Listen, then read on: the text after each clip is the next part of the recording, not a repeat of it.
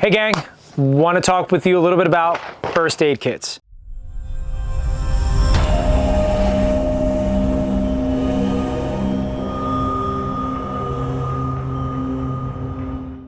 A lot of us are on the range doing our thing, training and so on. That's great. If you're an instructor, obviously you're doing a bunch of training, also great. But if you're going to be doing any sort of training on the range, especially on an outdoor range where things are a little bit more remote, let's just say, you got to have a first aid kit. Now, we're going to talk about the first aid kit concept and a couple different angles. First of all, make no mistake, have a stinking first aid kit. Now, I don't know about you, but I have a first aid kit pretty much on me at all times. If I'm driving in a vehicle, my vehicles have each a first aid kit, okay? If I'm on the range on my person, first aid kit. There's always a first aid kit handy, so to speak, when I'm running around. So first and foremost, have one. I don't even care if you know how to use one, have one. Maybe at that point, if something happens, you can call somebody who's intelligent, who knows how to use one, and you can sit there and watch them as they save your ass, okay? So there's that. Second to that, now I kind of said something that was a little rude, but take my point. If you have a first aid kit, at least know how to use it. If you're gonna learn how to shoot a gun, if you're gonna learn how to use a firearm, you're gonna learn all those tactical cool stuff, learn how to use a first aid kit and help somebody out, okay? I can tell you from firsthand experience that your chances of using first aid are far greater than you using a firearm. Thankfully, I haven't had to use my shooting skills in a civilian setting. However, I've had to use first aid countless times and also have had to use CPR and bring people back to life. So guess what? You're gonna use your first aid skills far greater or more often than your shooting skills. So that first and foremost, you learn how to use one, have one. Now, once we've gotten over that hump, there's different kinds of first aid kits. It's kind of like catastrophic and immediate urgent. Then there's kind of like the medium first aid kit, and then there's the robust first aid kit. I look at it in stages of 3. So as an example here, we have an ankle kit. And in this ankle kit has really your urgent stuff. You're not gonna find your Band-Aids and your bacitracin and your peroxide and all that nonsense in here. This isn't for that. This ankle kit is an urgent IFAK, basically something if the really bad stuff goes down, you have your essentials. Now, first and foremost, we have our tourniquet. Let's talk about tourniquet. And we recommend certainly a cat tourniquet, not just something you buy on the Amazon machine, but having a legit cat tourniquet is important. Now, another thing about the tourniquet, having the tourniquet on hand, and as you see, this tourniquet is staged. It's ready to go, ready to be employed. Far too often, I see and make mental notes is that people have their tourniquet still in the individual plastic or packaging, slipped into their either ankle, whatever, or their belt and things like that. I'm like, really? If somebody needs a tourniquet, you kind of need to apply it right now, okay? So futzing around with the plastic is not a good idea and certainly not a good time. All right, so take it out of the plastic, stage it. And there's different levels of staging.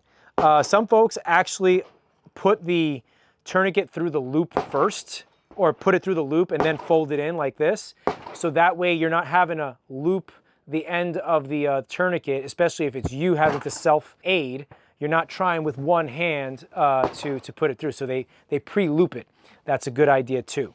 Okay, so tourniquets, have them, stage them, know how to use them, okay? And by the way, if you're having to apply one, don't be nice about it. That thing better be stinking tight. Then you have things like your quick clot and chest seals. So we have here our chest seal. This is if you get basically a sucking chest wound, okay? You have something to seal it, all right? And more advanced kits will have something a little bit more advanced like a needle D, something to decompress the pressure that will build up when you seal that chest wound. Another thing to have is quick clot. There's different versions of quick clot. Back in the day, I'm dating myself here, but back in the day, we used to have quick clot powder. Basically, you pour the powder on the wound, essentially quickly cauterizes that wound. It feels fantastic. And by fantastic, I mean not. But now we have quick clot gauze or bandages. So basically, you stuff the wound, you pack the wound with this quick clot stuff, and then the the chemical quick clot is already laced inside the gauze. So you have that. We have cheesecloth. No, I'm kidding. Okay. We have compression bandages. Compression bandages are key because, for folks, you can't put a tourniquet on everything. Let's just be real here. Okay. You can't put a tourniquet on your neck. I mean, depending on who you're working on. But you can't put a tourniquet on a neck. So sometimes the call might not be throw a tourniquet on it. It might be put pressure or have a compression bandage. That's what this is for. Another thing, and this is not quite that, but a good type of compression bandage would be an Israeli bandage. Those things are awesome. And in fact, those can also dub in many cases as a tourniquet as well. So having a Israeli bandage or some kind of compression bandage is key. Now, that's pretty much the nuts and bolts of this ankle kit. This is not your end-all be-all, okay? This is that urgent kit. Let's go into the medium kit, this guy. This is compliments of our friends over at USCCA, okay? Just got this in the mail for this video. I didn't touch this, folks. I mean, I literally did not touch this. I wanted you folks to see this firsthand. This is the unboxing, okay?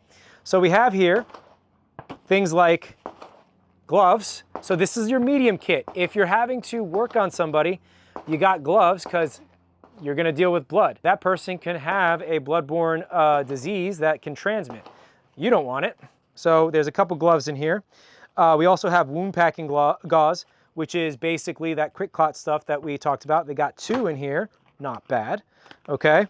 I'm gonna stage all this stuff later, of course, okay? But we have now on this side, open that up, and then we have our trauma dressing. So basically this is that compression bandage, okay, dubbed as the Israeli bandage here, and it goes in a sealed package, okay?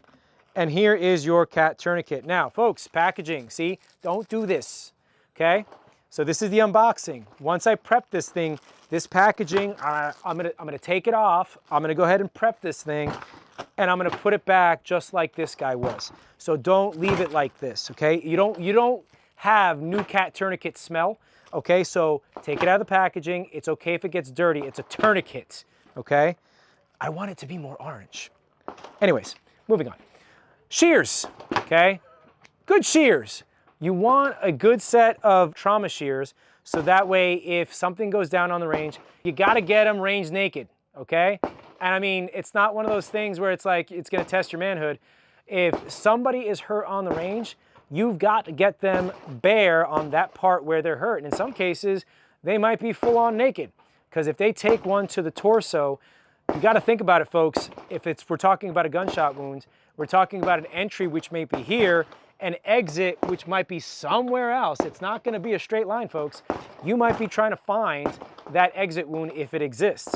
So one of the common practices is to get somebody range naked and having a good set of shears, especially if like you're wearing a thicker shirt or something like that.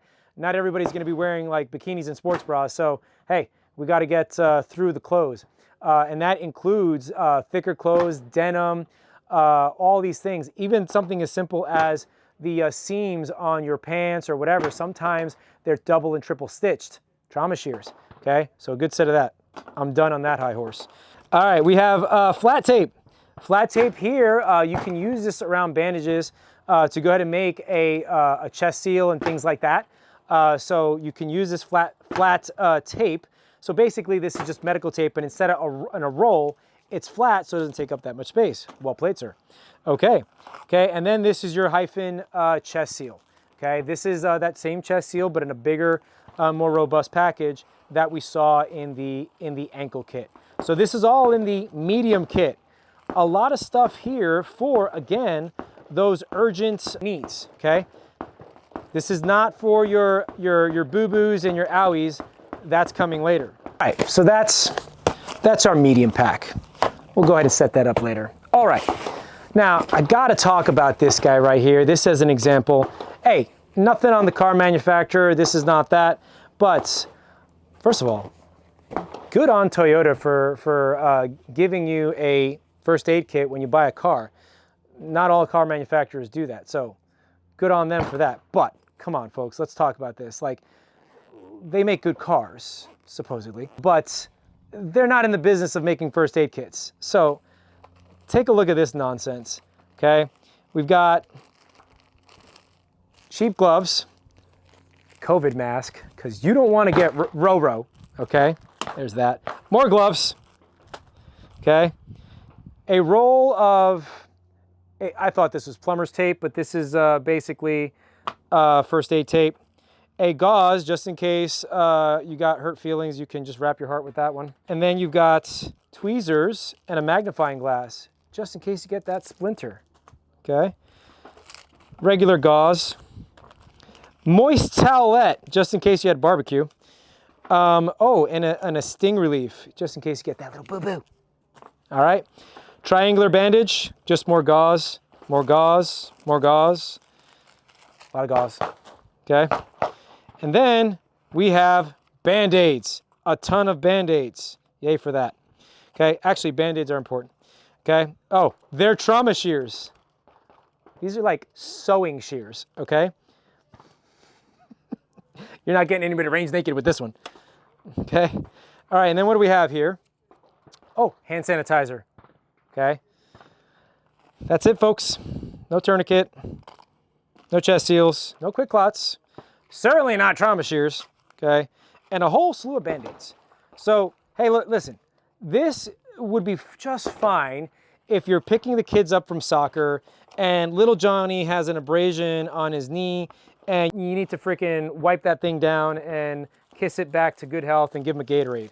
That's fine. But as far as having a first aid kit that you can use on the range, this is not that, folks. Okay, so just want to identify that not all first aid kits are created equal. Seriously? Okay. Putting it back where it belongs. And let's go into our more robust first aid kits. Okay, this is something that I have in the vehicle. Now, mind you folks, I have something that's urgent like this, your medium kit and your robust kit. So, on this one, okay, I have another set of real shears, okay? I have a self-adhering gauze, kind of like that gauze you get when you give blood or whatever at the doc, okay? I've got a cat tourniquet. I've got your trauma wound dressing, basically your Israeli bandage, okay?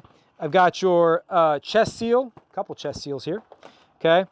I have your quick clot gauze, your body wipe, thermal blanket. These come in handy, folks.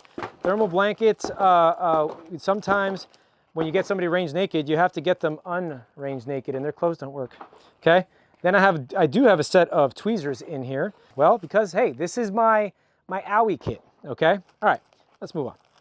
And then we have another Israeli bandage, and then we have an occlusive gauze, basically your chest seal, okay?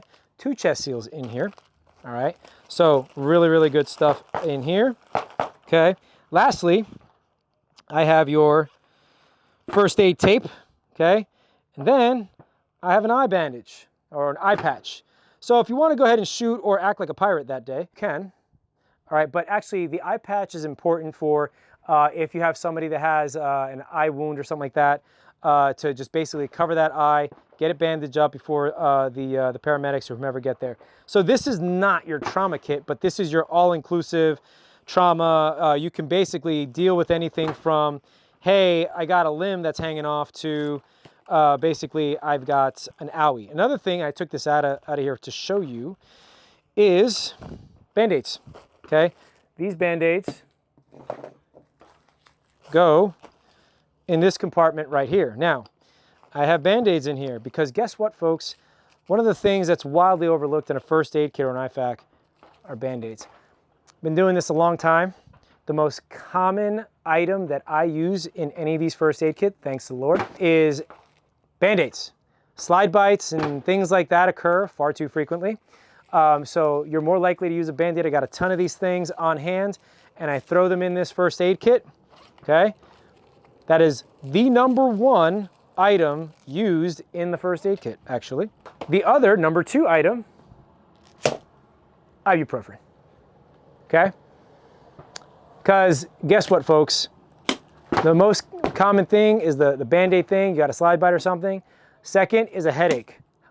How many times have I encountered people having a headache on the range or whatever, or having some kind of muscle soreness, this, that, the other, but having ibuprofen on hand.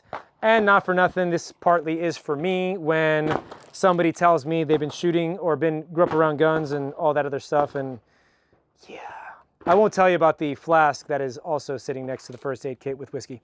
Separate topic, separate time. But folks, that is the first aid kit story. Now, I didn't show you this yet, but on my backside is a first aid kit that I have with me at all times. I'll go ahead and do the spin of joy for you. So this kit is on me at all times. I have a staged tourniquet over here, and it has many of the things that I showed you, from chest seal, quick clot bandages, and all the things that are actually in these urgent kits. If you notice, this kit isn't really that big. It's not that big, doesn't take up that much real estate, because folks, you should be able to do pretty much all things with this kind of belt on. People that know this firsthand are actually your law enforcement folks. They're wearing duty belts, not quite like this, but similar to this. And they're in and out of a car all day. If you've ever sat down in a car with a first aid kit in the back, if you don't have that first aid kit staged and kind of done right and not taking up a bunch of real estate, it's going to be a very unpleasant experience. And we see that far too often, where you got this big old thing sticking on the back of your belt. And yeah, standing is cool, but actually it does weigh you down after a while. It will get uncomfortable on your backside if you have this bulky kit running with it and all that stuff. But good Lord, sitting in a car with something like this, that is no bueno, as we say. There's some things about the first aid kits that we run, everything from your urgent to your medium to your more robust. Always have one, first and foremost. Second to that, please, please, please know how to use one, know how to administer first aid kit. You're going to use that. And third, make sure that you stage these items so that they can work for you and you're not fighting them in the moment when seconds literally counts. Okay, I'm telling you from firsthand experience directly, seconds literally count. If you think all gun laws are an infringement and you live behind the enemy lines in the People's Republic of California, then check out our Unconvicted Felons t-shirt. We came out with this t-shirt design for you, where most of us are fed up with the situation here in California. So check it out. Check out our website. Awesome t-shirt coming at you, and our new line of 2 arms, where it stands for 2A rights matter. So check out our new t-shirt and help us feed our dog.